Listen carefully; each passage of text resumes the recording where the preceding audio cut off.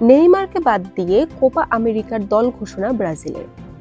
চোটের সঙ্গে এখনো লড়ছেন নেইমার জুনিয়র। ফিট হতে যখন সংগ্রাম করে যাচ্ছেন আল হিলালের স্ট্রাইকার, তখনই বড় দুঃসংবাদ শুনলেন। তাকে ছাড়া যে এবারের কোপা আমেরিকায় খেলতে নামবে ব্রাজিল। আজ নেইমারকে বাদ দিয়ে স্কোয়াড ঘোষণা করেছে ব্রাজিল ফুটবল ফেডারেশন।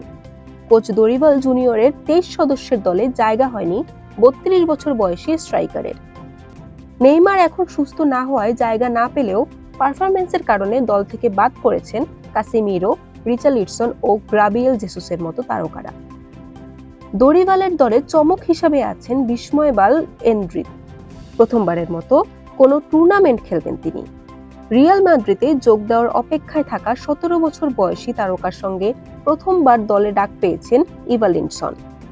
সব মিলিয়ে এই মৌসুমে 24 গোল করে পর্তুগিজ ক্লাব পোত্রোর হয়ে আলো ছড়ানোর পুরস্কারই পেয়েছেন ইভানিলসন। বরিশাল.নিউজ।